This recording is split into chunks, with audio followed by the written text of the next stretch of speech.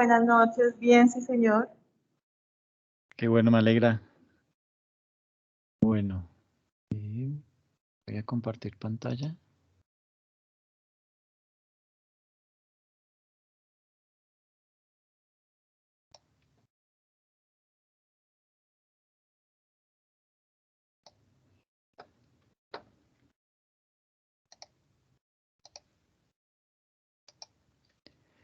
Bueno, entonces vamos a ver hoy. Bueno, lo primero es entonces concretar la próxima sesión del sábado de 2 a 4. ¿Listo? Y queda esa sesión de ese sábado, queda la del próximo martes y queda la del próximo sábado. Y ahí yo creo que ya hemos acabado la temática, ¿listo? Si nos falta algo, si de pronto algo no alcanzamos, pues no importa, nos tomamos una semana más después de que hayamos culminado el curso, pero lo importante es terminarlo, ¿listo? No sé si tienen algún reparo frente al tema.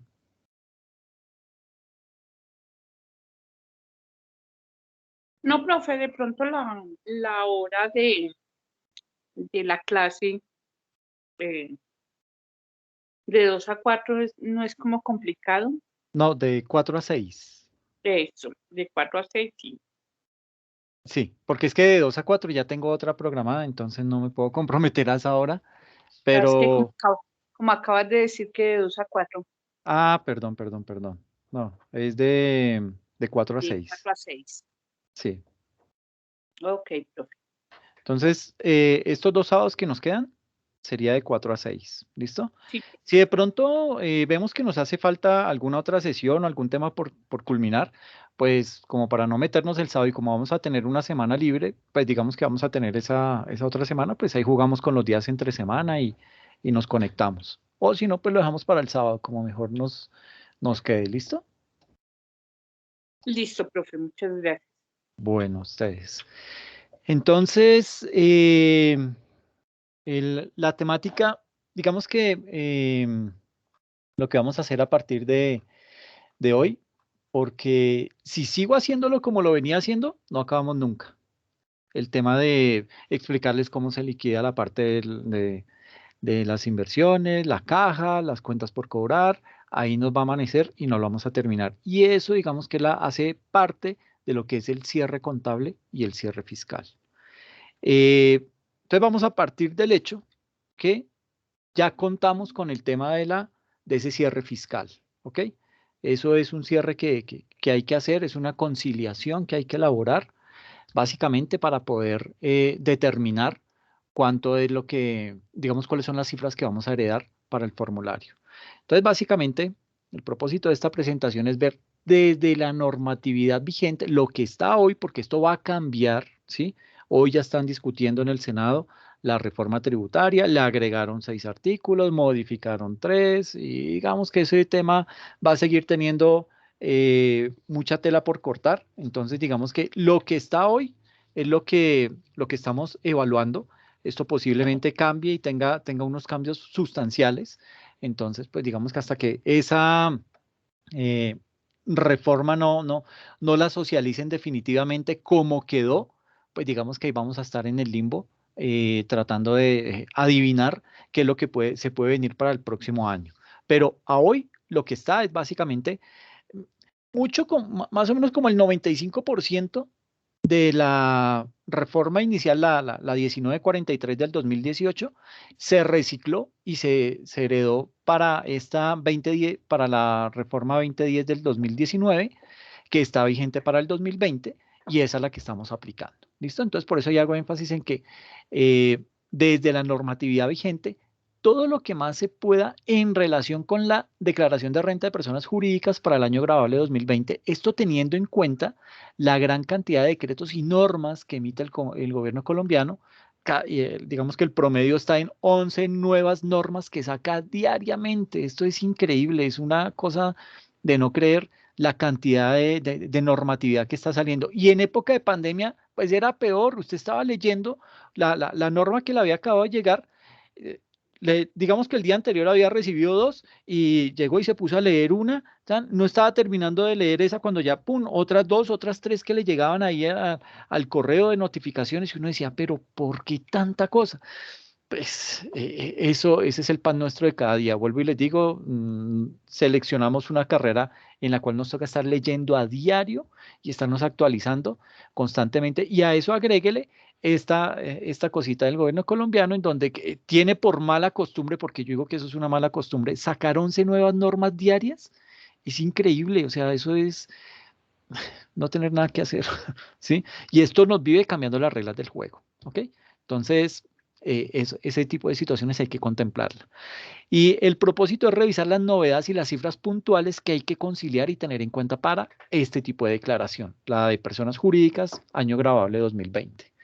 Entonces, en ese orden de ideas, el contenido que tenemos para esta sesión específicamente es: vamos a mirar lo que son los aspectos relevantes, las principales modificaciones de esa ley 2010 de 2019, qué se tuvo que hacer hecho para el cierre contable y fiscal.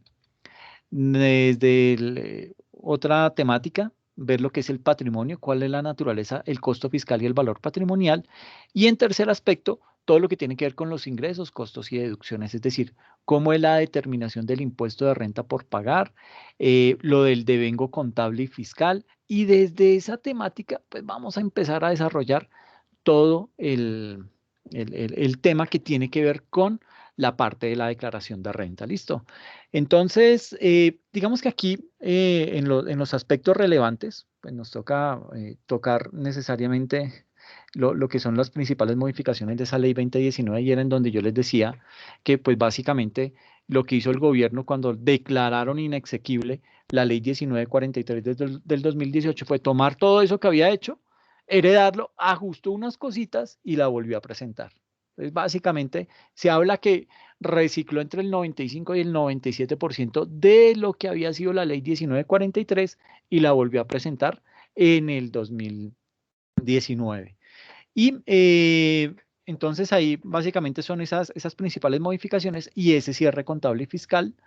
Y desde el punto de vista de lo que son los ingresos, costos y deducciones, pues empezar a mirar todo el componente de esos ingresos, de esos costos, qué se tiene en cuenta, qué no, y eso ahí digamos que fue con papel fundamental la conciliación y para poder determinar que el impuesto a pagar. ¿Listo?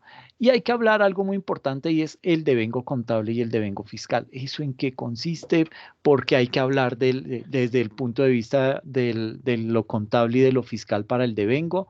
Entonces, pues digamos que esa va a ser la dinámica que vamos a estar manejando. ¿Listo? Eh, entonces acá, lo primero, los aspectos relevantes. Entonces vamos a ver lo que son las primeras modificaciones de la ley 2010 y el cierre contable y fiscal. Y desde ahí entonces nos vamos a enfocar en lo que es la resolución DIAN, la 9061 del 2020. Vamos a analizar la resolución DIAN 114 del 2020 y las recomendaciones. ¿Por qué es importante revisar estas dos resoluciones? Primero, porque fueron emitidas por la DIAN, es decir, eso nos va a pegar directamente en la parte tributaria. Y en segunda instancia, esto tiene un impacto directo en la forma en cómo debemos organizar nuestra información, qué debemos tener en cuenta, qué fue derogado, qué ha cambiado en la parte normativa y básicamente esto, digamos que el grueso de de esos cambios están enfocados en estas dos resoluciones. ¿Listo? Entonces, desde ese aspecto, entonces vamos a mirar el primer punto, lo que es la resolución DIAN, la 9061 del 2020. Eh, y digamos que ahí en esta resolución, esta fue una resolución por medio de la cual se publica el nuevo listado de grandes contribuyentes. ¿Ok? Recordemos en este punto que digamos que habían como 9 criterios o 9 condiciones que se debían cumplir para que una persona jurídica fuera categorizada como gran contribuyente. ¿Ok? Entonces había que cumplir esos 9 requisitos, esos 9 pasos para que a usted lo nombraran como un gran contribuyente. ¿Ok?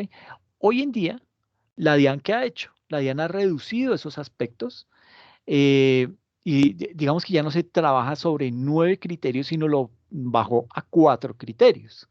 Entonces, para tener una referencia de este aspecto, al sol de hoy, ¿sí? Al día de hoy hay 2.500 grandes contribuyentes. Y anteriormente, antes de esta resolución, habían 3.600 grandes contribuyentes. Entonces, nótese que ya de entrada bajaron a 900 que estaban como grandes contribuyentes anteriormente. Hoy en día ya lo depuraron el listado. ¿Listo? Entonces, y hay algo muy importante, y es que de esos 2.500 grandes contribuyentes, hay 32 personas naturales y el resto pues son personas jurídicas, ¿sí? Pero de esas 2.532 que anteriormente, pues uno decía, no, pues eran 3.600 personas jurídicas que pertenecían a ese régimen de grandes contribuyentes. Hoy en día lo bajaron a 2.500 y aparte dentro de esos 2.500 hay 32 que son personas naturales. Y el resto, pues sí son personas jurídicas. Hago mención de esto, ¿por qué? Porque anteriormente se tenía el concepto que un gran contribuyente pues, solamente eran las personas jurídicas, pero hoy, pues como lo vemos, hay 32 personas naturales que fueron categorizadas como grandes contribuyentes. Y un ejemplo de esto es Arturo Calle. Arturo Calle hoy en día, él como persona natural es un gran contribuyente, ¿ok? Y digamos que llegados a este punto, alguno de ustedes pues se estará preguntando, ¿y para qué me está diciendo esto de los grandes contribuyentes y las personas naturales que ahora son grandes contribuyentes? Pues sí, eso no tiene ninguna relevancia. Pues les tengo que decir que esto es muy importante. ¿Por qué?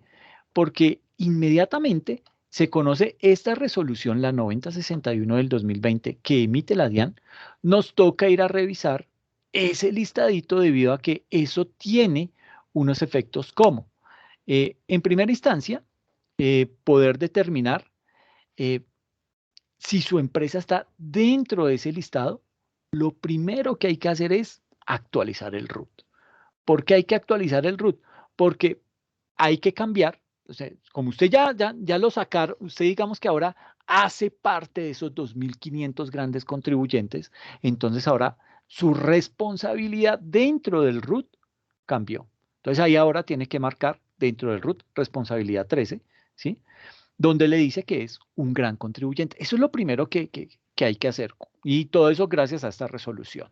Entonces, lo primero que hay que hacer es ir a revisar el listadito que está anexo a esta resolución y ver si su empresa, si esa empresa que usted asesora, si esa empresa en donde trabaja, a la que le lleva la contabilidad, etcétera, etcétera, pertenece ahora a ese tipo fue categorizada como un gran contribuyente. Y si aparece de esa manera, lo primero que hay que decirle al contador o al representante legal es, hombre, nos toca ir a actualizar el RUT.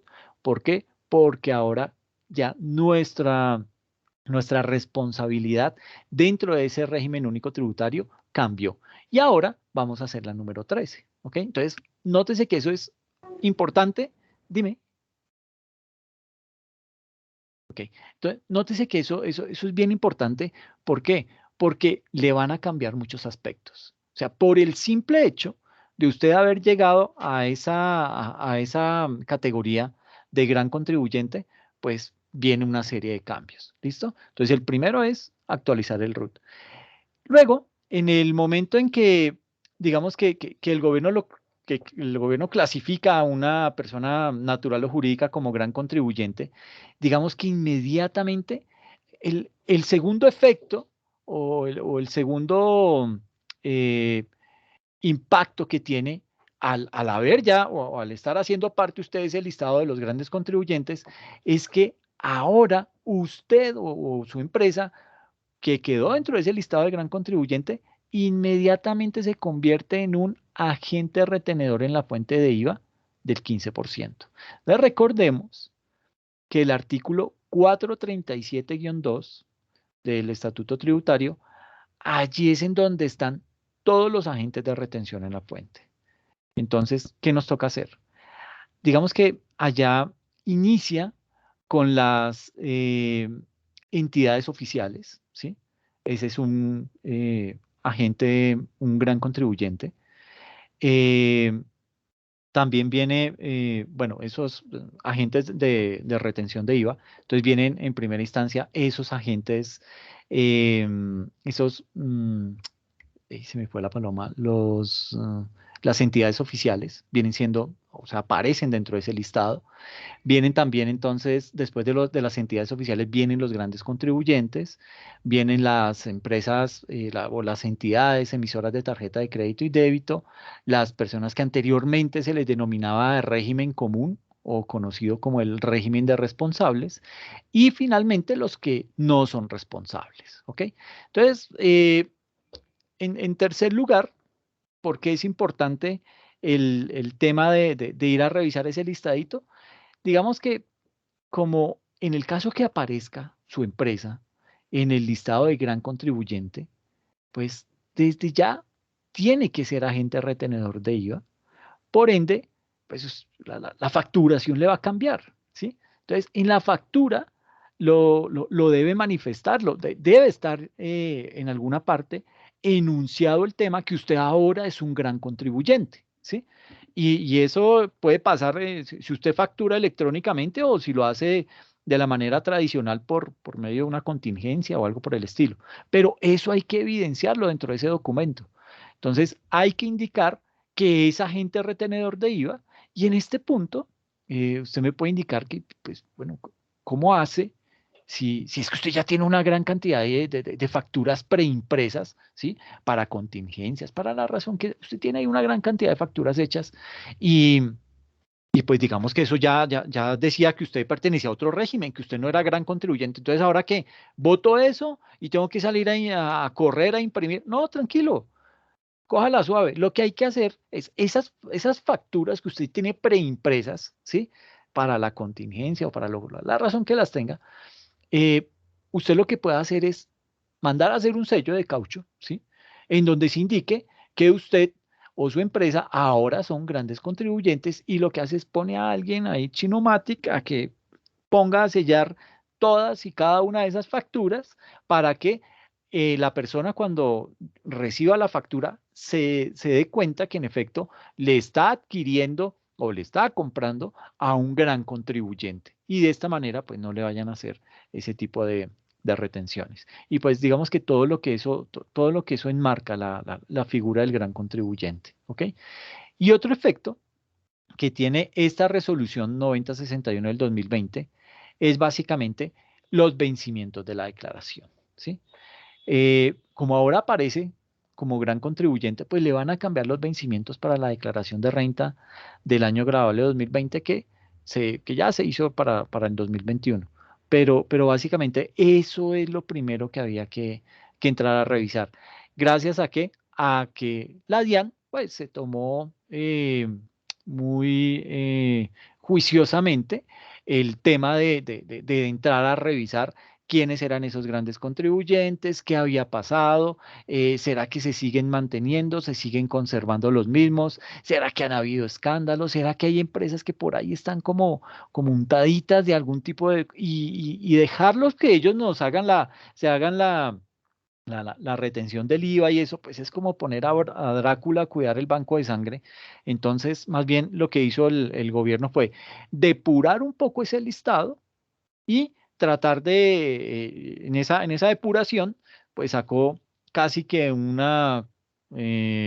sacó a 900 empresas con el único objetivo de pues, poder depurar eso. E inclusive, no es que solamente haya tomado el listado de los 3.500 y dijo, este sí, este no, este sí, este no, no. Hizo fue un gran estudio en donde determinó quiénes sobraban de ese listado que aparecía como grandes contribuyentes inicialmente, y lo que hizo fue analizar qué otros grupos hoy merecían estar como grandes contribuyentes y le hizo el paso del régimen anterior a este régimen de gran contribuyente. Entonces, pues digamos que eso tiene un impacto fuerte y máxime cuando usted va a tener que empezar a desarrollar todo el tema de una declaración de renta que pues puede llegar a tener muchos inconvenientes, muchas situaciones que pueden llegar a considerarse adversas y eso pues le puede llegar a generar inconvenientes a futuro.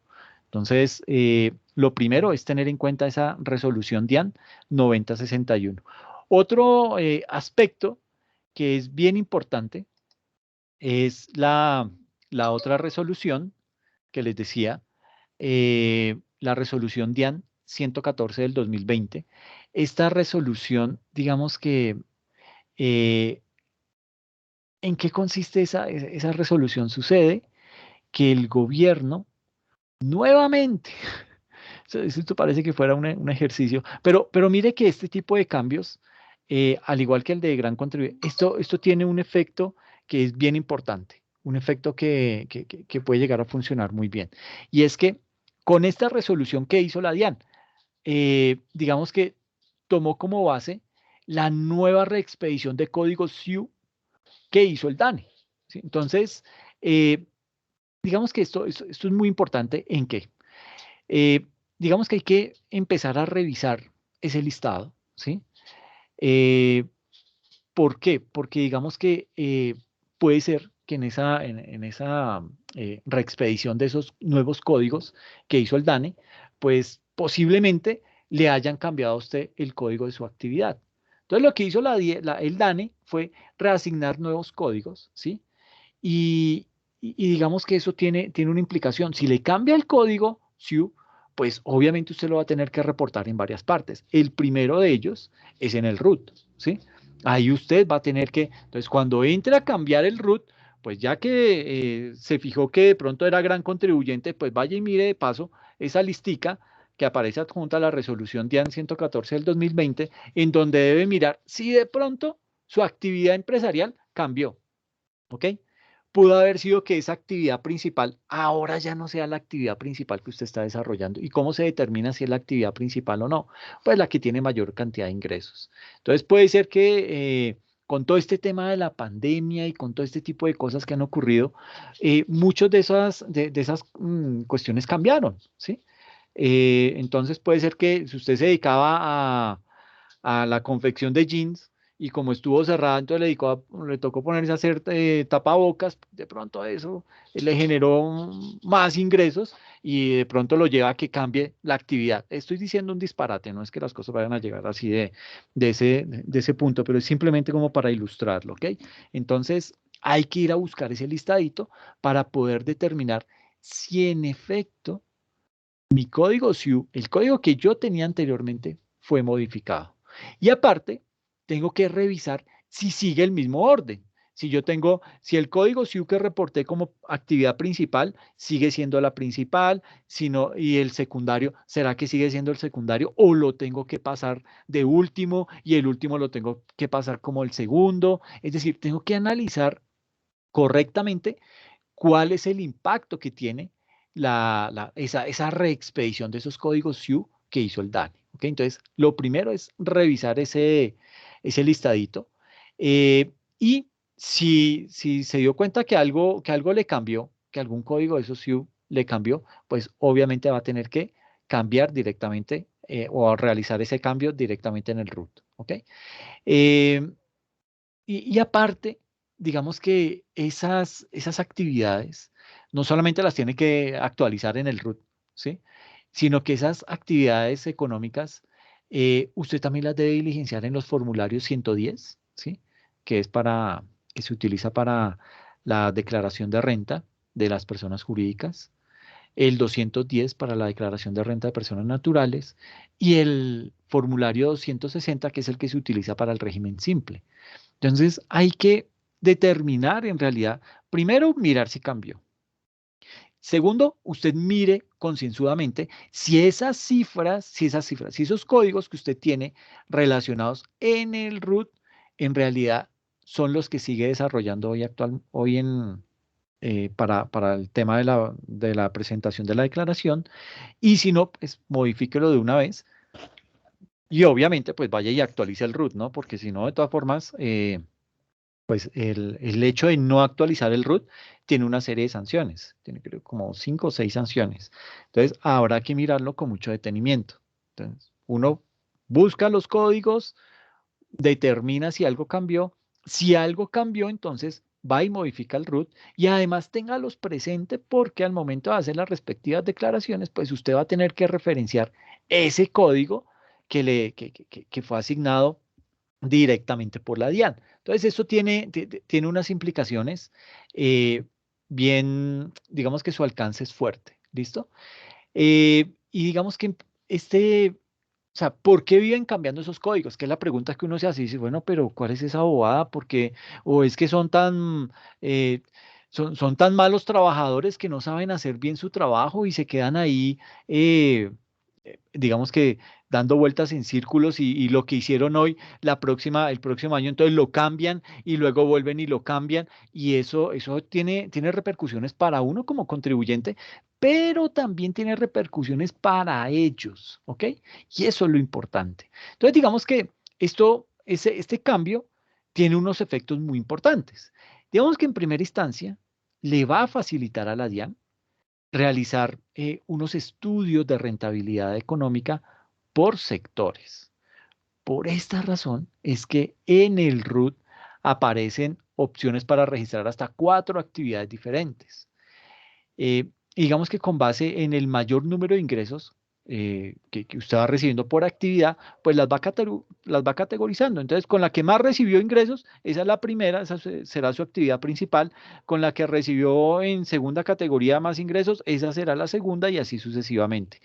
Pero vuelvo y digo, si ese es el criterio, pues digamos que usted va a tener que estar revisando cada año, periódicamente, mirando cuál en realidad de esas actividades viene siendo la principal.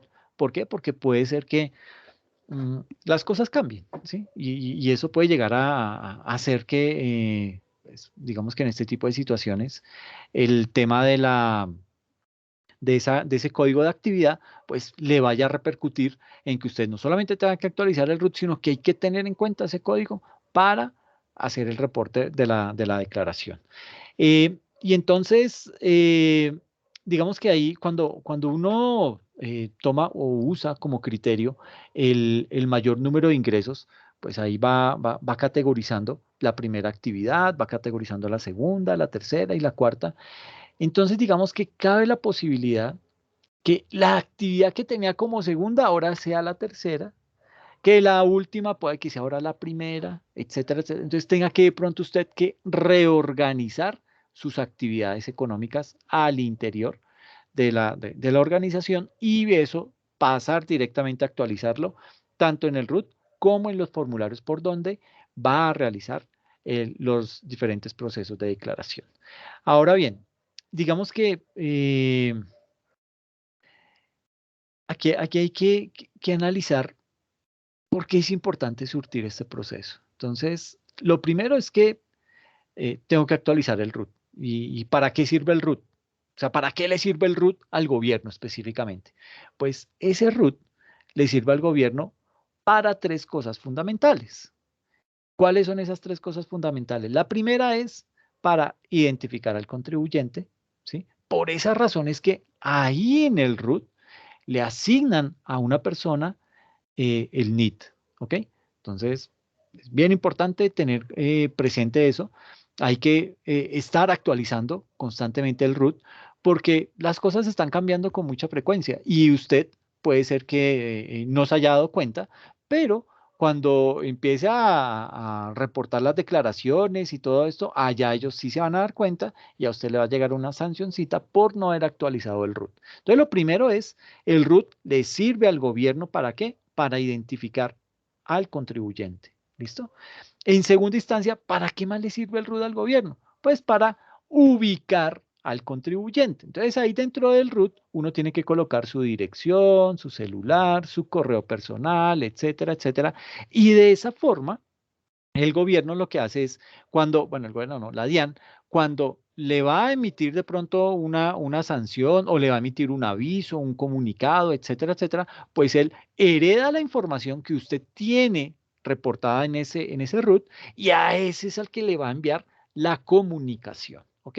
Entonces, esto es bien importante. ¿Por qué? Porque en el evento en que usted no actualice esos datos de contacto, pues la DIAN le va a seguir mandando esta información, ¿sí? Dice, no, pues esa fue la información que él me mandó, y si el correo le rebota, no, pues muy de malas, porque yo no me voy a poner a buscarlo por otro lado, si es que no hay tiempo para eso, ¿sí? Sería lo primero que diría la DIAN en ese tipo de situaciones. Es obligación del contribuyente mantenerme esa información actualizada, y si no la tiene actualizada, pues de malas.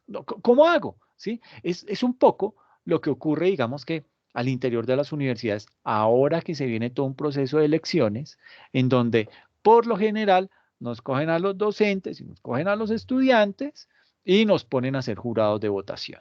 ¿Ok? ¿Alguno aquí ha sido jurado de votación? Que lo hayan mandado de pronto de la universidad. No de la universidad, pero sí ¿De la en empresa? oportunidades me ha tocado, sí, claro. Ok, pues les comento que por parte de las universidades nos reportan, ¿ok? Entonces llega la citación de la registraduría y nos dice, bueno, pues nosotros como somos virtuales, pues de pronto ahí la registraduría diga, pero ¿y cómo hago si esta universidad es 100% virtual?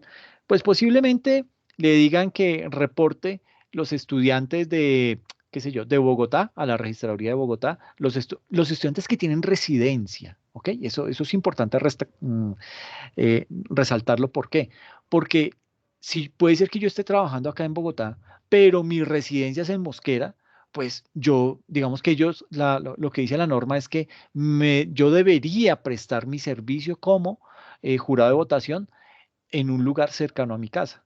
Entonces no me tendrían por qué mandar a Bogotá. Ok, repórteme en Mosquera, pero no en Bogotá porque yo no vivo en Bogotá. Y tener que echarme un viaje un domingo a Bogotá, pues va a ser un poquito más mamón. Entonces, pues sería un poco complejo. Pero eso es lo importante de tener los datos de contacto. ¿Por qué? Porque las instituciones, las empresas le tienen que reportar información a otros entes, sobre todo entes gubernamentales. En este caso, y poniendo de nuevo el ejemplo de la registraduría, si nosotros no tenemos la información actualizada, pues posiblemente nos reporten y nos digan, no, es que ellos son de Bogotá, y usted imagínese por allá en Barranquilla, ¿sí? Que, ¿cómo hace? Entonces, y el problema es que si usted no se presenta, entonces eso le va a acarrear una sanción, y es una sanción fuerte. Entonces, ok, no, que usted no vivía acá, entonces ahora demuestre que usted no vivía acá para que le puedan quitar la sanción. Eso es complejo. Entonces, es bien importante que en la medida de lo que se pueda, pues tratar de tener esa información actualizada para que tan pronto a usted le llegue la citación, pues usted de inmediato le responda diga, oiga, a la registraduría, oiga, me da mucha pena con ustedes, pero es que esa información que enviaron, me están reportando a mí como si fuera de Bogotá, y yo tengo mi información actualizada en la universidad. No sé por qué me reportaron como una persona de Bogotá y yo vivo en Leticia. Entonces, pues imagínense, ¿a qué horas va a venir a Bogotá a servir como jurado de votación? Pues es bien complejo. Entonces, son temas que hay que tener muy atentos. Y ese tipo de instituciones, todas las universidades, tenemos que reportar ese tipo de información. ¿Quiénes son los docentes? ¿Y quiénes son los estudiantes? ¿Para qué? Para que ellos sirvan como jurado de votación. ¿Por qué? Porque son más competentes por su nivel de formación, por su nivel de responsabilidad, etcétera, etcétera. El caso es que siempre nos enchicharronan con lo mismo. Pero en el caso de la DIAN hay que tenerlo muy claro. ¿Por qué? Porque ellos tienen que ubicar al contribuyente. Suponga el siguiente caso. Suponga que usted no declaró. Y usted no declaró porque, pues, mi chica, la pandemia y todo, pues hizo que la empresa quebrara, y pues usted ya no tiene la misma disponibilidad de antes, y pues nada, le fue mal. Siendo es que usted no declaró, para el 2020 usted se hizo el loco, usted está aburrido, deprimido y no presentó declaración, no fue a cancelar la matrícula de la empresa, en fin, no hizo nada y se echó a la pena. Entonces, ¿qué pasa? La DIAN lo va a ubicar.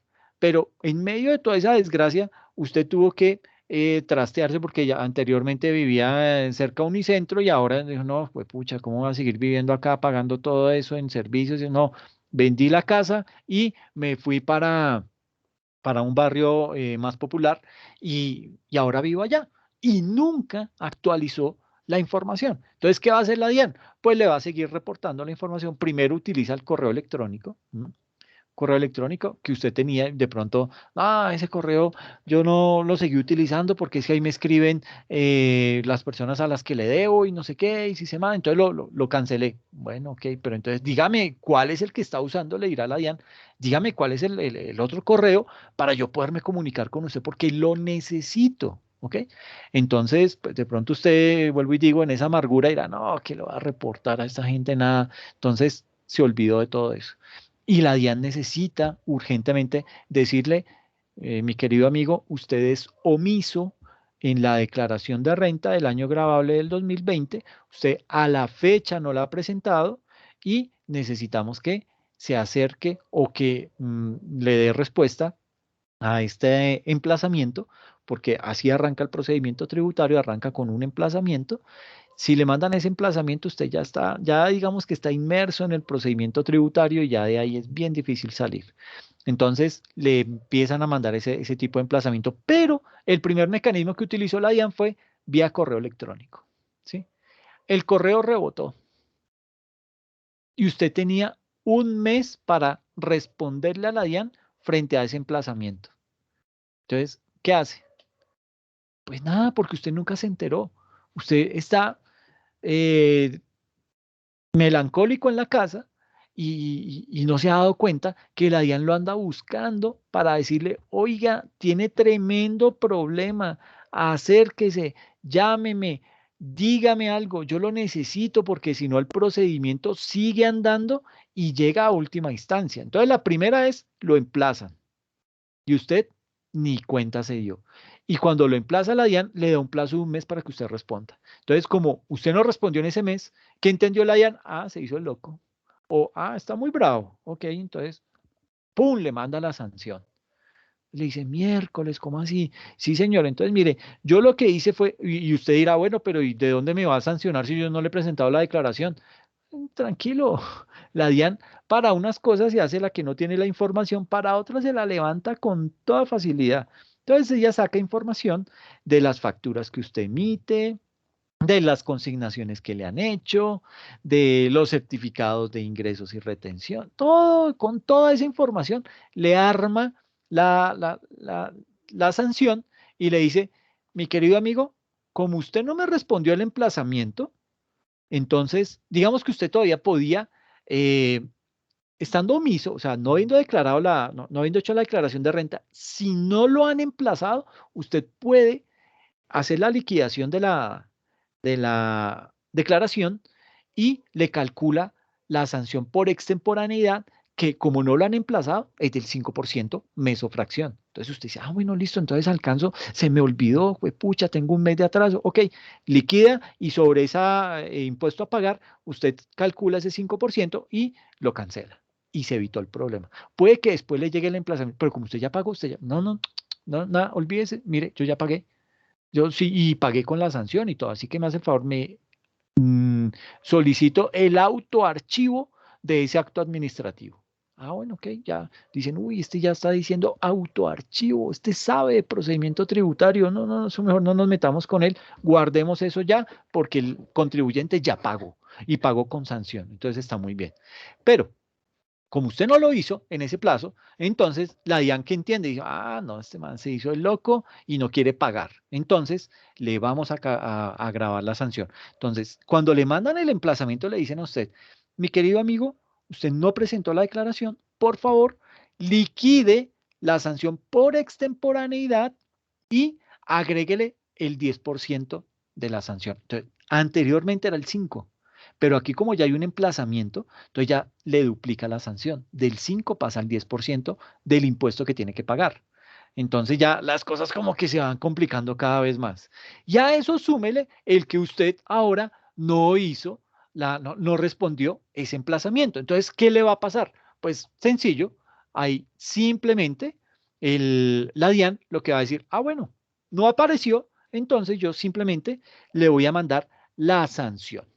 Y la sanción es por lo general elevada. ¿Por qué? Porque la DIAN hace una especie de declaración de renta supuesta de ese contribuyente, pero con solo los ingresos. La DIAN no sabe cuánto usted gastó. Entonces, con base en esos ingresos dice, ah, él tenía que pagarme un impuesto de 100 millones, entonces le va a calcular una sanción y la sanción le arroja, la sanción le sale por 80 millones de pesos. Miércoles. 80 millones de pesos, pero usted ya perdió el privilegio de haber únicamente pagado con una sanción del 10% por extemporaneidad. Ahorita ya le están mandando una sanción de 80 millones. Posiblemente esa sanción por extemporaneidad, póngale que le hubiera costado 5 millones. Ahora son 80 de sanción. ¿Por qué? Porque no lo han encontrado. No han logrado dar con usted. Pero el procedimiento tiene que seguir. ¿Por qué? Porque es que si la DIAN no sigue, a la DIAN usted le va a decir, no señor, mire, es que usted falló. Y como usted falló, yo ahora no tengo por qué estar sancionado. Entonces, más el favor, le declaro, le solicito una declaración de autoarchivo de esa sanción. Cuéntame. Una pregunta, profesor. Si la DIAN nunca ubica al contribuyente, nunca lo emplaza, no le envía nada y ese contribuyente no ha presentado la declaración de renta o la declaración de retención en la fuente, ¿cuántos años de para atrás se puede ir la DIAN en el momento en que, digamos, el contribuyente ya quiera pagar? Si por Una, 10 años, 15 años nunca presentó nada. ok, perfecto. Digamos que las obligaciones para con el Estado prescriben a los 5 años, ¿ok? Entonces, supone una cosa, tú creaste tu empresa y la creaste, qué sé yo, en el 2010, ¿listo? Y nunca has presentado declaración de renta, nunca. Y hoy te llega una carta diciéndote, mi querida amiga, como usted nunca ha pagado por la declaración de renta, entonces la invitamos a que nos haga el pago de las respectivas declaraciones. Pero la DIAN no le dice nada, no le dice de qué años. ¿Por qué? Porque ya sabe que digamos que las declaraciones que tendríamos que pagar hasta ahora, entonces digamos que estamos liquidando el año grabable del 2020. ¿Sí? Entonces estamos año grabable 2020, 2019, 2018, 2017, 2016. Es decir, del 2010 al 2015 no tiene derecho a cobrarme nada. ¿Por qué? Porque eso ya prescribió. Ya vencieron los términos para que la DIAN me pueda ejecutar algún tipo de cobro. Entonces, sí me puede cobrar todavía el 2016, 2017, 18, 19 y 20. ¿Ok? Entonces, todo eso, y eso pasa con todas las declaraciones. Renta, IVA, todo lo que le tengo uno que pagar a la DIAN. Es más, eso prescribe con el Estado. Entonces, impuesto de vehículos, ICA, todo ese tipo de impuestos, si la DIAN, si la autoridad tributaria no hace gestión del cobro, pues fácilmente y prescribe a los 5 años, pues ya a uno no le tienen por qué cobrar ese tipo de impuestos y mucho menos sanciones. Profe, Dime. ¿eso es lo mismo de la fecha de la declaración en firme? ¿O es diferente el tema? La firmeza de la declaración, Sí, no, la son 3 firme, años, ¿no? exacto, esas son de En el únicamente, momento de la presentación. exacto, Lo que estamos hablando es de emplazamiento en caso de llamarlo para declarar. Son 5 exactamente. años hacia atrás. Exactamente. O sea, la DIAN tiene hasta 5 años para iniciar el proceso. Entonces, si nosotros estamos debiendo la declaración del 2016, todavía me puede emplazar. Y cuando hace el emplazamiento, ahí ya empieza a correr el procedimiento tributario. ¿Qué pasa? Que de pronto los términos no le van a dar. Entonces ya de pronto, como lo inició tarde, posiblemente me tiene que dar un mes para que yo responda al emplazamiento y si yo no respondo al emplazamiento, de inmediato él tiene que actuar, la DIAN tiene que actuar rápido para generarme la sanción y yo poder ahí sí presentarme y pagar el tema. Pero Lo que pasa es que como toda la base de datos que tiene la DIAN tampoco es real, porque yo lo digo en un caso personal que el año pasado nos mandaron una carta diciendo que tenía un patrimonio de X cantidad y que ella había declarado X cantidad.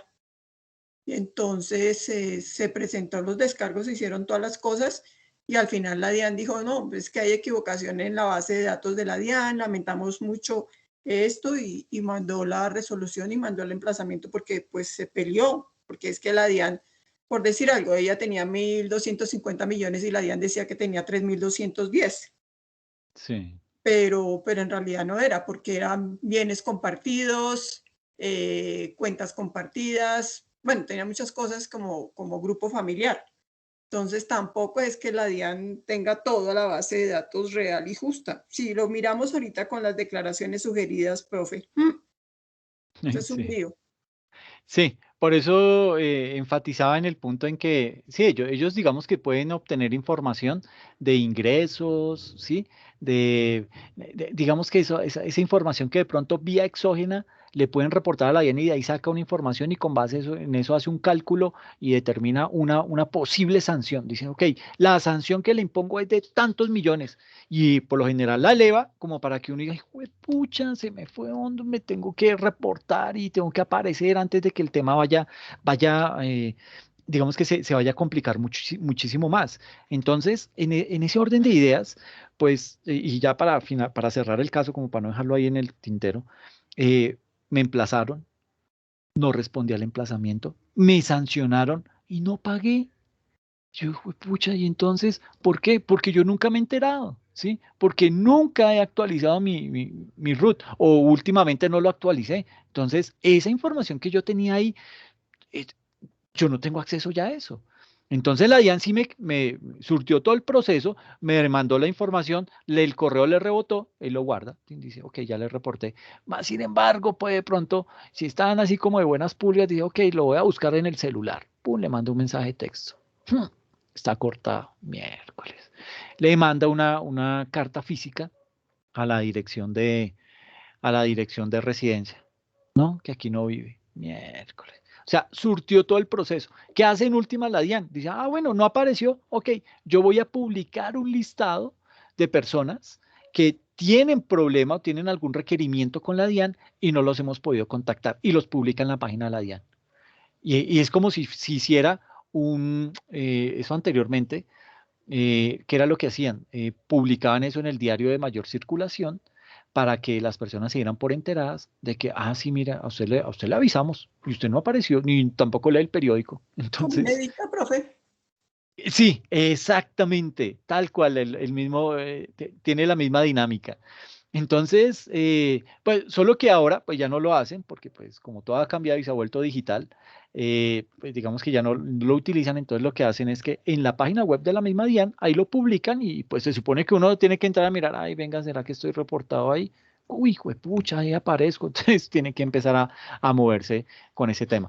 Pero suponga que usted nunca apareció, nunca se dio por enterado, ni entró a la página de la DIAN, nada. Entonces, la DIAN lo sancionó, ¿m? Le emitió la sanción y le dio 2 meses de plazo para que usted pagara y usted no pagó. Entonces, ¿qué hace la DIAN? Dice, ok, está rebelde. Entonces, y eso al interior de la DIAN hay varias oficinas. Hay una fiscalizadora que es la que recopila todas las pruebas, toda la evidencia y le manda el emplazamiento. Pero si de pronto usted dice, no, mire, ¿sabe qué? No estoy de acuerdo con esa liquidación, yo hice mi liquidación y eso no da, y entonces como que comienza ahí como un debate entre el contribuyente y la DIAN, específicamente la oficina fiscalizadora. Entonces existe otra área que se llama la liquidadora, que sirve como juez y dice, ah, bueno, muestra, entonces yo le mando mi respuesta, pero esa respuesta no le llega a la fiscalizadora, sino le llega a la liquidadora y la liquidadora revisa y dice, ay, venga, señor fiscalizador, haga un favor, tengo el caso de fulano de tal y él me dice que eso está mal liquidado, páseme las pruebas y yo lo reviso. Ah, ok, tome, le entrega las pruebas y la liquidadora revisa la información que tiene la fiscalizadora y la información que tiene el contribuyente y toma una decisión. Dice, ay, señor contribuyente, de malas.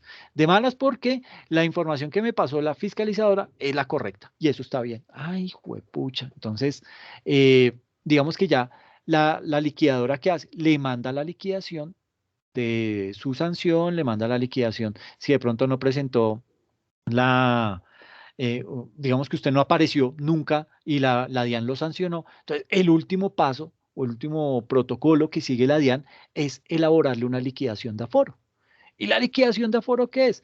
La DIAN dijo, ok, este señor no apareció por ningún lado, no me responde, le mandé el emplazamiento, no lo contestó, le mandé la sanción, no la contestó, entonces me voy a tomar el trabajo de hacerle la liquidación, liquidarle la respectiva sanción para que él me la pague. Y entonces la emite y se la envía. Pero como usted no ha actualizado datos, ¿a dónde le va a llegar eso? Perdido, eso no le va a llegar nunca. Entonces, ya como esa liquidación de aforo se convierte ya en un documento, como en una especie de título valor, haga de cuenta que es una factura, tiene la característica de ese título valor, entonces ya eso procede para embargo. Entonces, ¿qué hace la DIAN? Dice, ok, pasó de la fiscalizadora a la liquidadora, pasó a la jurídica y de la jurídica, que fue la que hizo toda la formalización del protocolo del caso y le mandó al cliente, al contribuyente, le mandó todo lo que fue la liquidación de aforo y amparándonos en el artículo y el decreto y todo ese tipo de cosas que uno a veces no entiende, pues lo hizo, digamos que la DIAN sí fue juiciosa y surtió todos sus pasos, pero el desjuiciado fue el contribuyente que nunca actualizó datos, nunca se dio por enterado. ¿Y qué hace la DIAN? Pues con ese título valor lo embarca. Entonces, cuando usted se acerca a retirar su platica, va al cajero y necesito 15.000 pesos para el bus. No, señor, cuenta embargada, por favor, llame a la DIAN. Miércoles. El tremendo problema en el que se ha metido. ¿Ok? Para subsanar eso le toca entonces acercarse a la DIAN, mirar qué fue lo que le hicieron, pero ahí ya usted no tiene cómo defenderse. ¿Por qué? Porque todos los plazos ya se vencieron. ¿Por qué? Porque la DIAN le va a mostrar, le dice, sí, mire, es que yo lo ubiqué y le mandé un primer comunicado a este correo. Ay, pero ese correo me lo quitaron, me lo cancelaron. Pero yo no lo sabía y usted no lo actualizó. Le mandé también mensajes de texto al celular número tal. Pero es que no hay que, como la empresa liquidó, Visa era un teléfono empresarial, entonces yo lo devolví. Pero no lo sabía. Y le mandamos comunicado físico a la dirección de residencia, que era esta, cerca a Unicentro. Pero ¿cómo cree? Si la empresa quebró, yo que iba a vivir en Unicentro, pues usted nunca me actualizó este dato en el RUT. Por ende, yo no tenía cómo ubicarlo y aparte de eso, lo publicamos, mire la fecha en la que lo publicamos en nuestra página web para que usted se dé cuenta que surtimos el debido proceso y el que falló fue usted. Entonces, como usted falló, señor contribuyente, usted tiene que someterse a lo que yo, la DIAN, ya le liquidé. Entonces, usted tiene una deudita de ese monto para conmigo. ¿Por qué? Porque nunca lo pude encontrar. ¿Okay? Entonces, mire el problema tan terrible en el que se puede meter una persona por el simple hecho de no actualizar el RUT. ¿Ok? ¿Por qué? Porque el RUT le sirve a la DIAN para ese tipo de situaciones, para identificar al contribuyente, para ubicar a ese contribuyente y para clasificar al contribuyente. ¿Ok? Son aspectos que son bien importantes y que, pues, digamos, en cualquier momento pues se va a necesitar ese tipo de información. Ahora, no solamente vea la actualización del RUT como una actualización de datos, también recuerde que hay que mirar el código SIU, ¿sí? Hay que mirar si de pronto usted ahora es gran contribuyente, ¿sí? Pero pues digamos que no está de más, pero uno tiene que revisar eso. Lo revisa, digamos que usted es el contador de una empresa, usted simplemente le dice al representante legal, he revisado la resolución, miércoles se me olvidó, la resolución 9061 y encontré que no somos grandes contribuyentes. Ay, pues tan boba, pues yo ya sabía eso. Bueno, pero yo se lo dejo por escrito para que usted valide que eso no nos corresponde. Pero en el caso en el que si hubieran aparecido en la lista y el gerente no supiera o el representante legal no supiera, imagínense el problema en el que estarían. Entonces, hay que estar pendientes de todas esas comunicaciones que emite la autoridad tributaria. ¿Listo? Eso por temas digamos que tener una buena trazabilidad de toda la situación que se está enfrentando en la organización. Entonces, para eso sirve el root. Tiene una función muy importante y sobre todo vemos el verdadero alcance del root cuando estamos en un problema ante la DIAN. ¿Listo? Entonces, el hecho es, pues, no tiene que llegar hasta allá. ¿Ok? Entonces, digamos que en primera instancia, pues para eso es para lo que me sirve el root. Digamos que también nos sirve para clasificar al contribuyente, ¿sí? Para clasificarlo como gran contribuyente o como otras personas jurídicas, ¿sí? De pronto un régimen tributario especial, el que sea, ¿sí? Y básicamente, ¿qué pasa? Que el gobierno utiliza en esa clasificación tres grandes grupos. En esta clasificación del contribuyente, el gobierno hace una jugadita, como diría Macías, y es que ubica en tres grandes grupos a los contribuyentes. Entonces dice, ok, el primer grupo son los industriales, el segundo grupo son los comerciantes y el tercer grupo son los prestadores de servicios. Ahora, en el grupo de industriales tiene separados con el mismo código SIU, a todos los industriales, por ejemplo, del cemento, ¿sí? Entonces tiene a Cemex con el mismo código que el de Argos, que el de la otra empresa, y todos los del cemento están con ese mismo código, ¿ok? Con ese mismo código de actividad económica. Los industriales, por ejemplo, los industriales del azúcar, por no irnos tan lejos.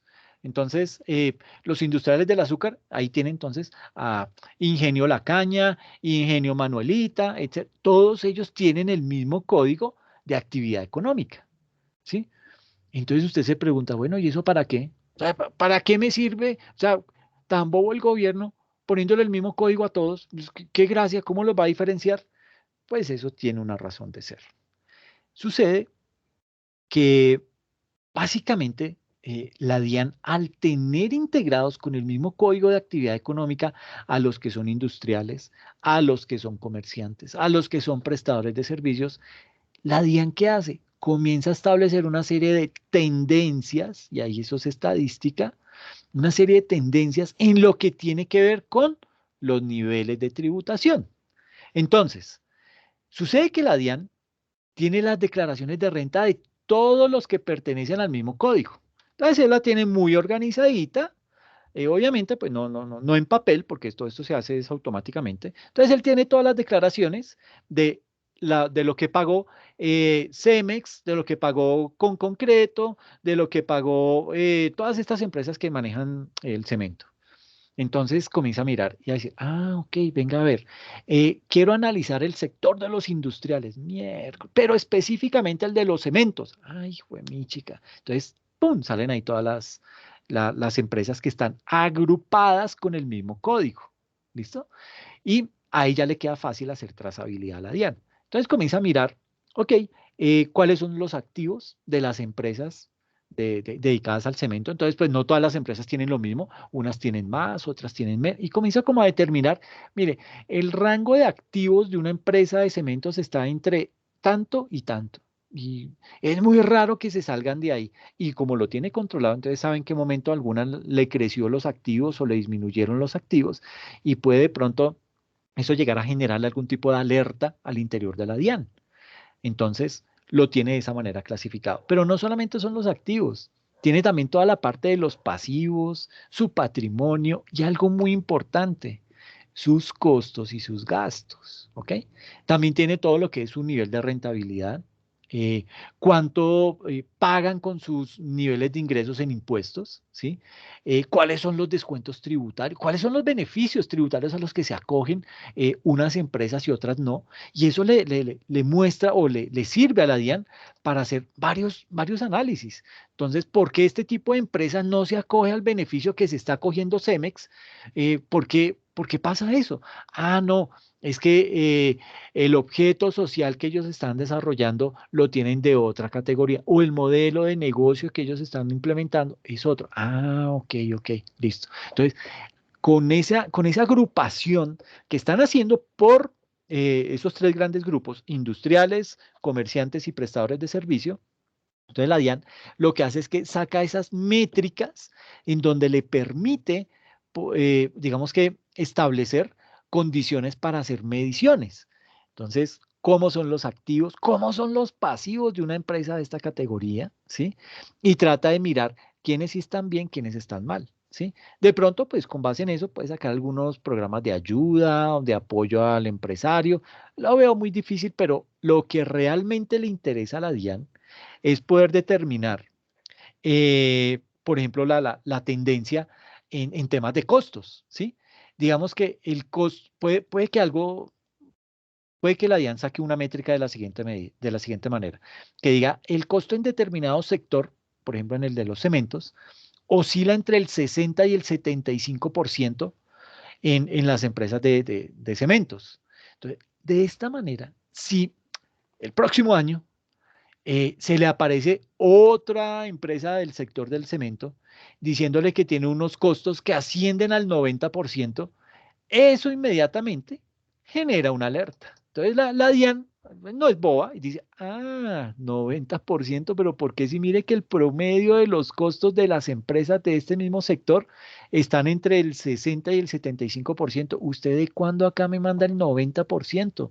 ¿Cómo así? ¿Qué está haciendo? Entonces, ahí lo que hace es que esa empresa que está diciendo que tiene unos costos del 90% de sus ingresos, entra en lo que se conoce como el RAP.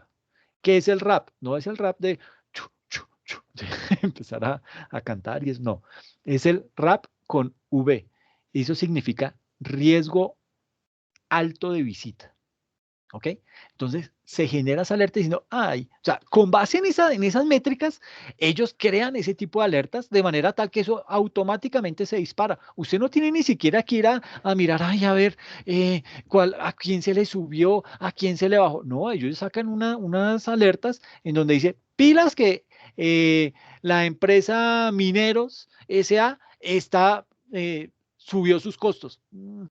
Pucha, ¿cómo así que subió sus costos? ¿Por qué? Entonces, cuando caen en esa alerta del RAP, del riesgo alto de visita, es porque esa empresa en particular se sale de la tendencia, ¿sí? Se sale de esas métricas, de esos estándares que tiene determinados la DIAN, y eso motiva una visita por parte de la administración tributaria. ¿Para qué? No es para ir a decirle, venga, ¿y qué le pasó con los costos? ¿Por qué si le subieron tan raro? No, es para ir a decirle, señor, vengo a hacerle una visita de fiscalización, necesito que me traiga todos los soportes de los costos y gastos que usted está teniendo, tráigame las últimas declaraciones de los últimos 5 años, tráigame y tráigame y tráigame, y comienzan a revisarle toda esa información. Lo verdaderamente problemático en este tipo de casos es que cuando la DIAN manda ese tipo de investigaciones, estos auditores son unos duros. Y estos arrancando, ¿por qué? Porque se sabe en el estatuto tributario de pies a cabeza. Entonces le van a decir, ¿y usted por qué me está reconociendo este costo como deducible si es que el artículo no sé qué es? Y dice más, miércoles, y está usted solo. ¿Cómo hace? Pues nada, está en tremendo lío, ¿sí? Entonces, por eso hay que tener, básicamente, a eso también se le conoce como los índices de coherencia tributaria, que es básicamente eso. Saca la DIAN esas métricas con el objetivo de poder sacar esas tendencias y decir, en promedio, un comerciante me debe arrojar unos costos y gastos de tanto por ciento. Si se pasa de ese porcentaje, ya cae como para una posible visita de fiscalización de esa entidad. ¿Por qué? Porque se salió de la tendencia, se salió de lo normal que existe en el sector. Entonces, por eso es que la DIAN, junto con el DANE, se ponen muy proactivos a cambiar códigos y hacer todo ese tipo de cosas, y uno como que ahí en la lectura que hace es, pero tan mamones estos manes y que friegan cambiando y cambiando, pues tiene una razón de ser. Y esa razón de ser básicamente es la de controlar cómo es que funcionan los ingresos en esas compañías para poder determinar, y vuelvo y digo, no es solamente a nivel de costos, no son solamente sus gastos, es también sus activos, su patrimonio, su nivel de rentabilidad, y algo muy importante también es cuánto están pagando impuestos, ¿sí? En algún momento en que eso cambie o se salga de ese rango, ya ahí toca ir a visitarlo porque este señor está haciendo algo raro. Por eso, vuelvo y digo, es que esos planes de modernización de la DIAN van orientados a ese punto, a contratar más personal para que pues ayuden, sobre todo en temas de fiscalización, en temas de liquidación, etcétera, pero por otro lado, tener una muy buena infraestructura tecnológica. ¿Por qué? Porque en la medida en que la DIAN sea bien robusta en temas de infraestructura computacional, sobre todo. Y cuando hablo de infraestructura computacional, pues no solamente hablo de equipos y de servidores, hablo también de temas de red, tecnologías nuevas como inteligencia artificial, trabajar con ciencia de datos para hacer ese tipo de análisis, explorar tendencias, mirar promedios, todo ese tipo de cosas le sirve a la DIAN para poder seguir mejorando y sobre todo para mejorar eh, esa tarea que le puso el gobierno, que fue la de recaudar los impuestos, ¿sí? Entonces, en la medida en que sepa con más certeza cuánto es lo que en promedio le deben estar pagando, asimismo, la DIAN, va a estar en capacidad de decir, lo que aspiramos recaudar para el próximo año es tantos billones de pesos. Y ya algo, bueno, vamos a recaudar eso. Se subió, ¿no? ¿Cómo se subió esa plata? Uy, tan raro. ¿Y eso por qué? No, es que ya tenemos detectados algunos contribuyentes que están haciendo cosas raras porque aparecen en la alerta del riesgo de alta visita y vamos a ir a visitarlos y eso es plata que nos va a llegar. Y, bueno, bien. Y pues chévere, ¿sí? Pero entonces el tema es eso es decir, ¿será que sí le alcanza el músculo financiero al gobierno para seguirle metiendo tanta plata a la DIAN, para seguir desarrollándola? Porque en efecto se han visto los avances y este es uno. El RAP es uno de esos, porque ya está en capacidad de anticiparse a los problemas, ¿sí? Ya está haciendo prevención. ¿Por qué? Porque usted, señor empresa de cementos, me está generando más costos que gastos? Muéstreme esa información, déjeme ver o explíqueme con base en qué los está subiendo los costos y gastos. Y ahí ya el contador, el revisor fiscal, el mismo gerente, pues van a tener que ir a rendir cuentas frente al tema para poder explicar cuál fue la verdadera razón de eso, ¿ok? Entonces, pues básicamente ese es uno de los temas bien importantes porque el gobierno trabaja mucho en este aspecto de clasificar a los contribuyentes. Y otro aspecto importante, por ejemplo, y que también tiene que ver con la clasificación de los contribuyentes, es los pensionados. Si ustedes se dieron cuenta, a los pensionados los hicieron también actualizar el RUT, ¿sí? Y a ellos les cambiaron el código, ¿sí? El SIU. Ahora es el 0020. ¿Y esto para qué? Pues a corto plazo. Ya en esta reforma tributaria de Carrasquilla que se cayó, intentaron cobrarle impuesto a los pensionados, pero era cobrarle impuesto a las altas pensiones, ¿ok? Que eso me parece bien, ¿ok? O sea, uno no tiene por qué, tras de que estamos subsidiando tremendas pensiones de esos magistrados, de esos senadores, de toda esa gente que no hizo sino robar y ahora toca sostenerlos entonces con unas pensiones bien altas, pues póngalos a pagar impuestos. Pero entonces el problemita fue que nos dijeron que era que todas las pensiones iban a tener que pagar impuestos y ahí sí uno dice, ay, ¿cómo así mi abuelito? Que no se gana sino el mínimo y le van a cobrar pensión. Muestra a ver, salgamos a la calle. No, no era eso. Era simplemente a 4.000 pensiones que son las más altas en el país, a las que se están absorbiendo todo el sistema pensional. A esas eran las que les iban a cobrar impuestos. Pero no leímos y simplemente salimos a protestar por algo que ni siquiera conocíamos bien. Ahora, puede que alguno me diga, ay, pero eso es apenas el inicio, entonces, claro, arrancan con eso y de ahí siguen. Pues es probable, ¿sí? Pero yo no creo que, yo sinceramente, no creo que el gobierno, bueno, si trató de ponerle IVA a los servicios funerarios en plena época de pandemia, pues de ahí para adelante puede hacer lo que quiera, ¿no?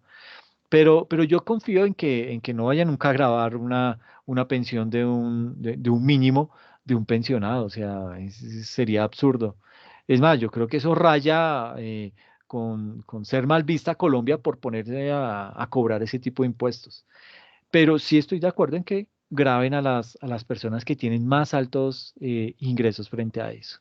Entonces, desde ese punto de vista, digamos que tiene esa connotación, esas dos resoluciones. La una, porque digamos que teníamos que entrar a mirar quiénes habían quedado recategorizados de posiblemente como grandes contribuyentes. Y la otra, la resolución 114, porque implementó los códigos SIU que cambió el DANE. ¿Ok? Entonces, importantísimas esas dos resoluciones.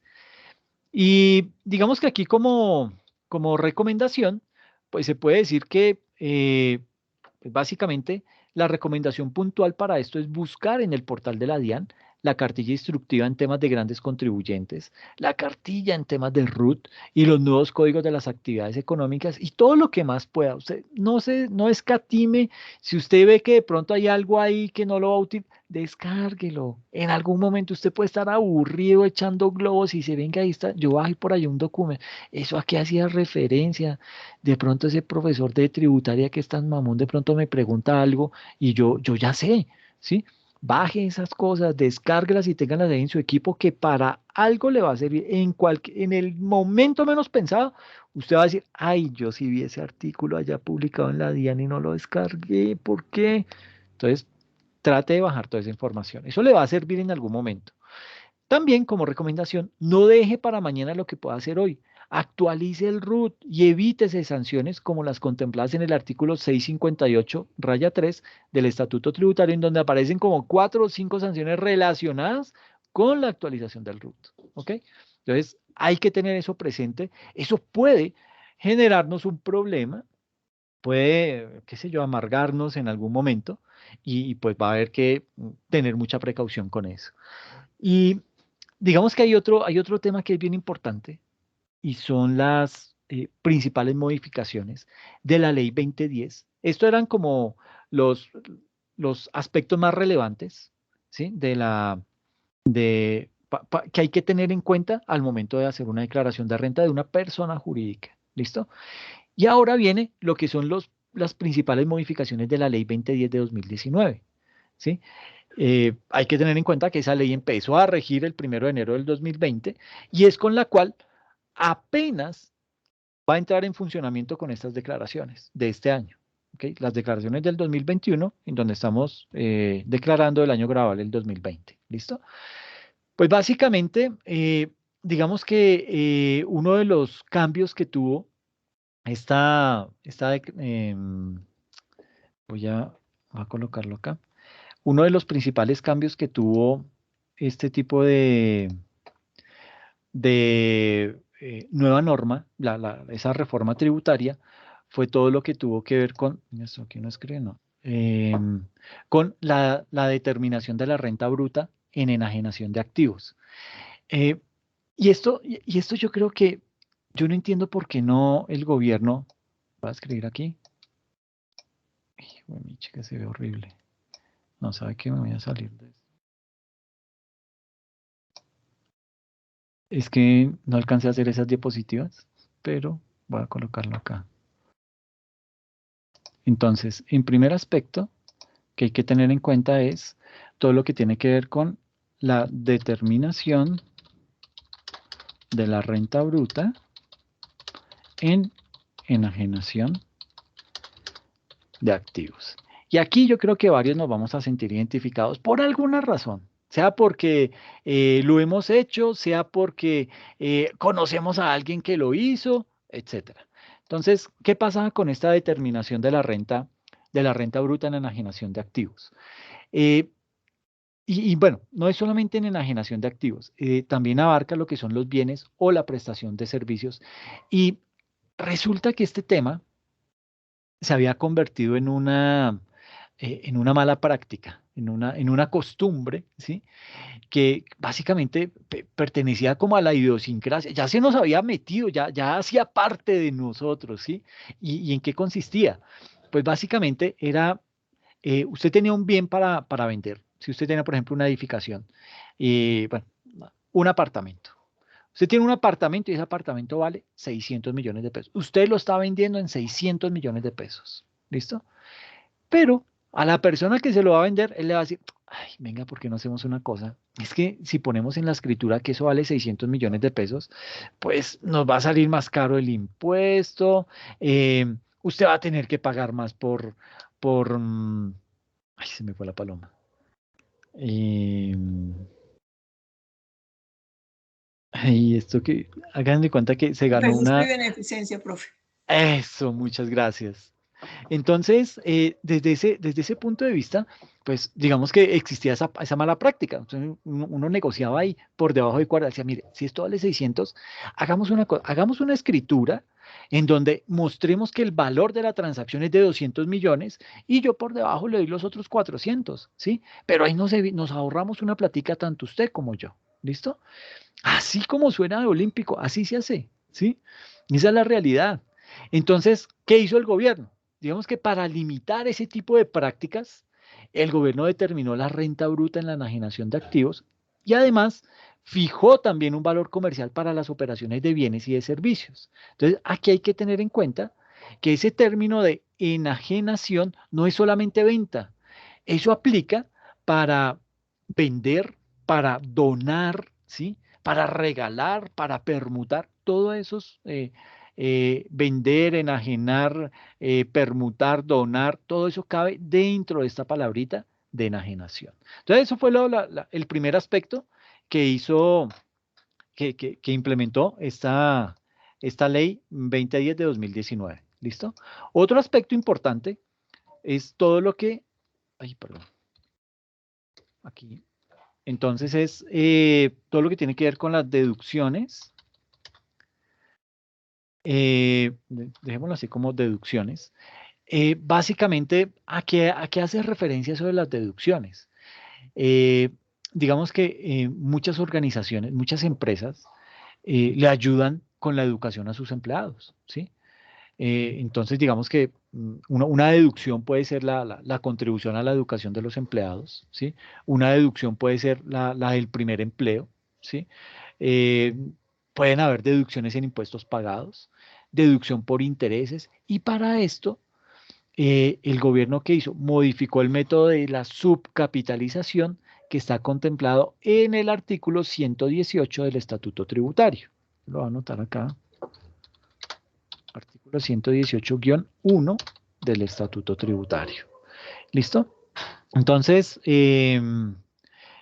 digamos que estas deducciones, obviamente las vamos a tener que ver en el ejercicio, pero digamos que hay que tenerlas ahí en cuenta y cuando lleguemos a ese punto, vamos a ampliar en todo este tema de las deducciones. Simplemente aquí las voy a enumerar como para que las tengamos presentes. Y también, digamos que hay... acá. Y básicamente, pues dentro de esas modificaciones que tuvo la ley 2010, está también todo lo que tiene que ver con la parte del procedimiento tributario. ¿Ok?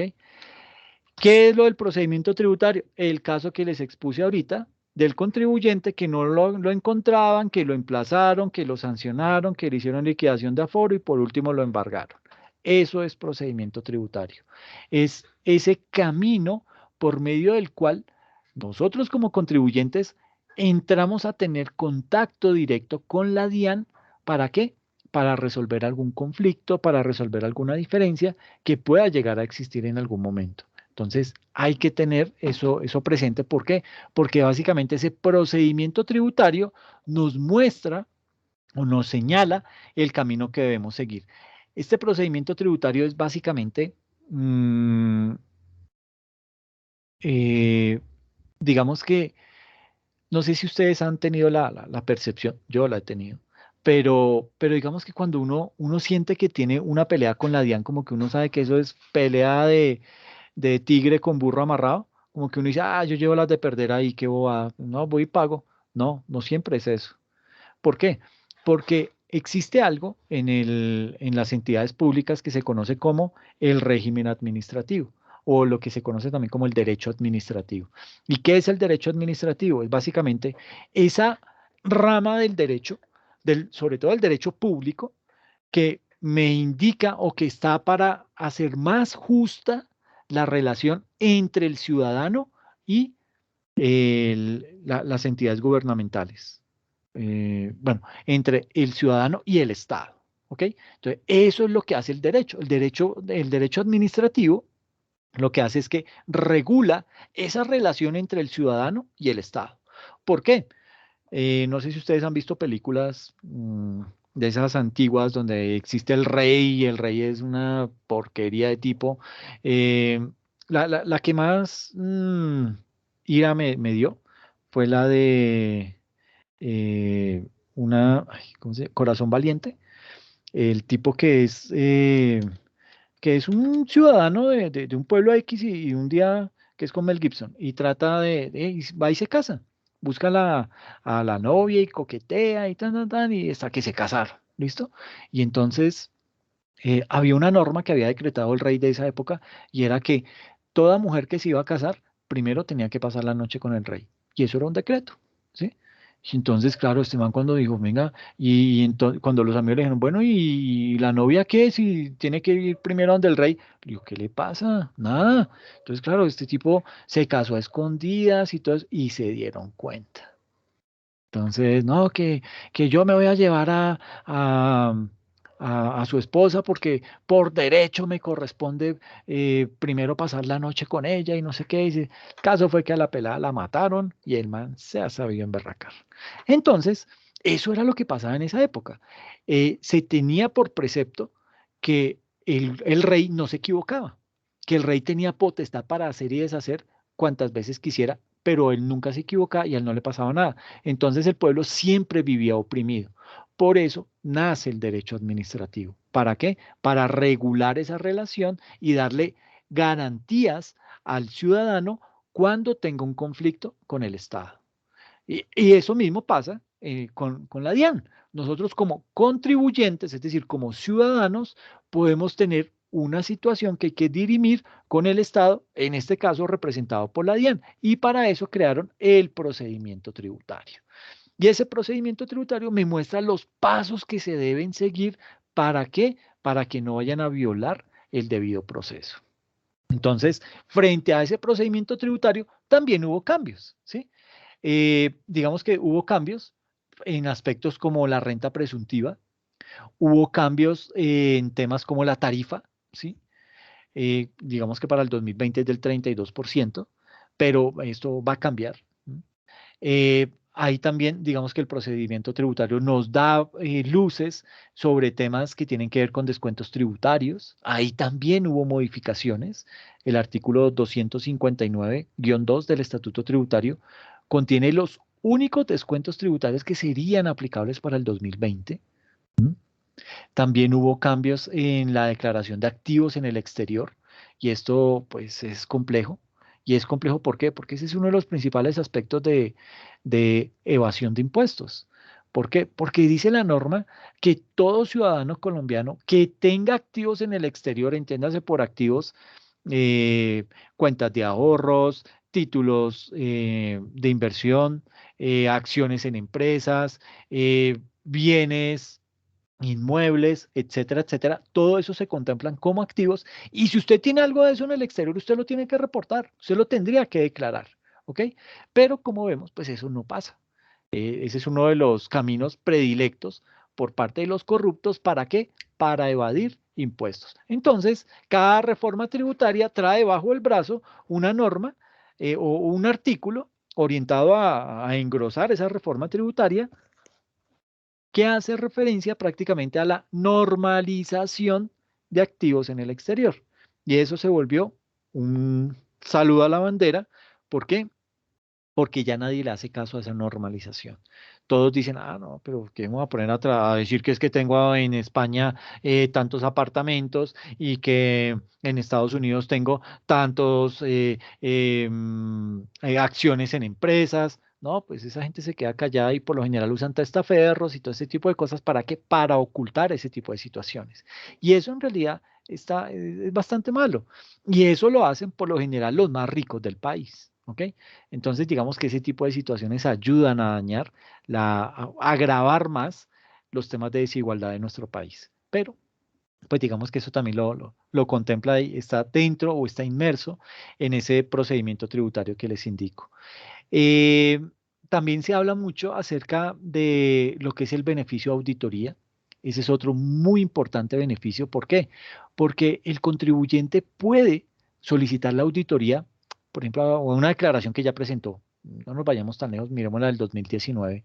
Ese contribuyente dijo, oiga, yo necesito una auditoría para la renta del 2019 y que se ajuste lo que haya que ajustar. Entonces yo tendré que presentar una declaración corregida en donde, ok, diga, mire, yo omití este tipo de información o subí los costos o contemplé como deducibles estos costos y esos no eran deducibles, entonces me tocó pagar una parte de más y pues voy y lo pago con ese beneficio de auditoría. ¿Por qué? Porque eso me va a servir como un descuento al momento de presentar la declaración. ¿Listo? Entonces, digamos que esos fueron algunos de los cambios y otro de los cambios tiene que ver con la parte de los dividendos. Digamos que esa parte de los dividendos casi siempre tiene afectación en una reforma tributaria. Se ve, de alguna manera lo tocan directa o indirectamente lo tocan, pero siempre se va a ver afectado el tema de los dividendos, ¿ok?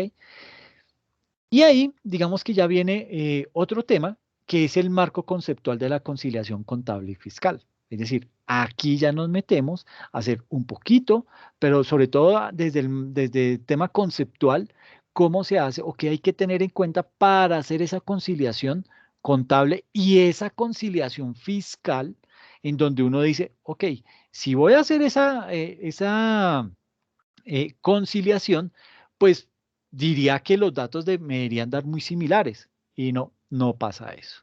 Por lo general, los datos de la conciliación contable, cuando usted tiene su contabilidad, usted está contemplando muchos costos y gastos que cuando lo va a pasar a la conciliación fiscal ya no los puede traer. ¿Por qué? Porque simplemente el gobierno no se los va a reconocer. Entonces usted va ahí a tener que hacer una depuración y eso es lo que prácticamente le va a elevar el monto del impuesto que va a tener que pagar y por ende le va a elevar la tasa de tributación.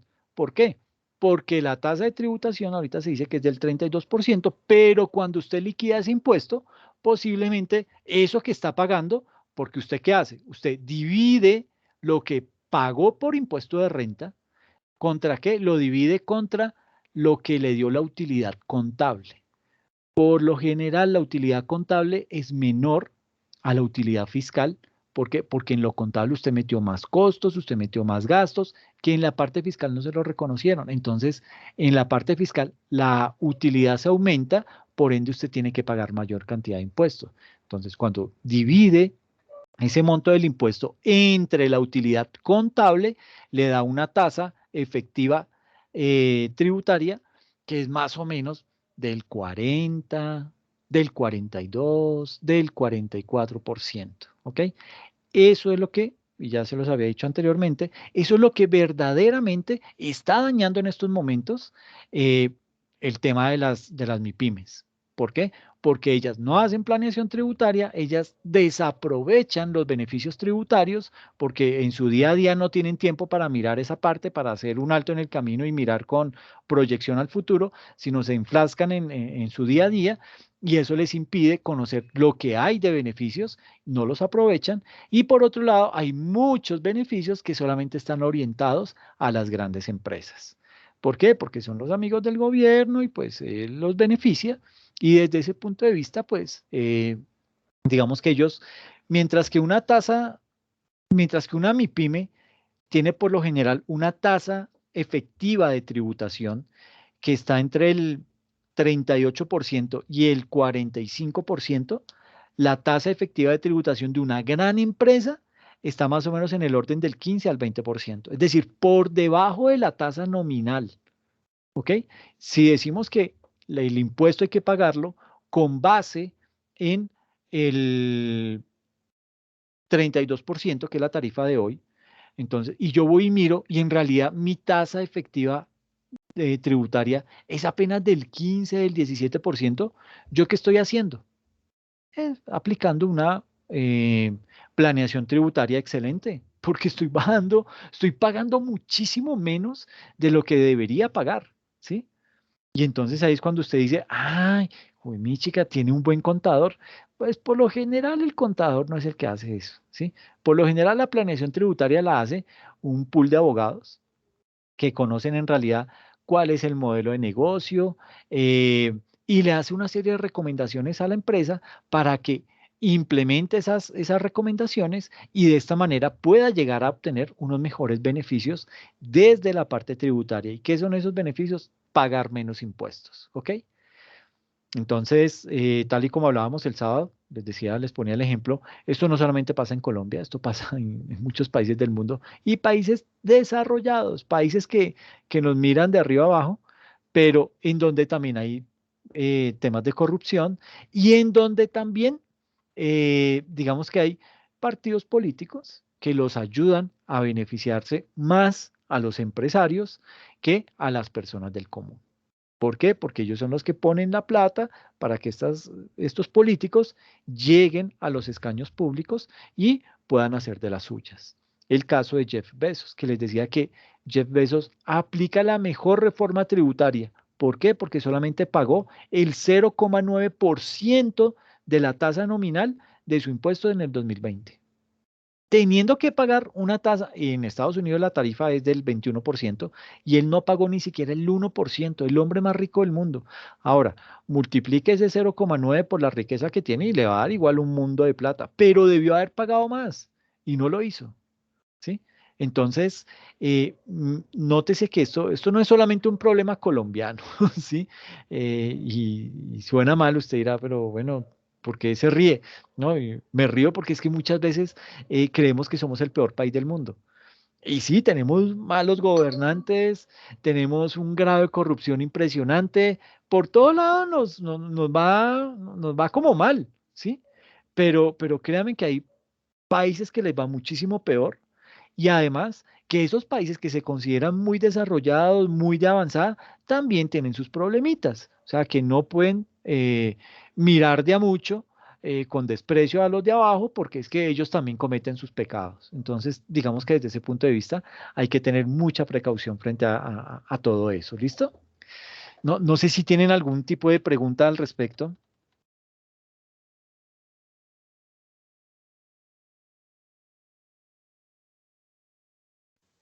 No, profe, gracias. Ok. Entonces, planillados para sábado de 4 a 6. Profe, perdóneme una pregunta. Es que el sábado yo no pude estar.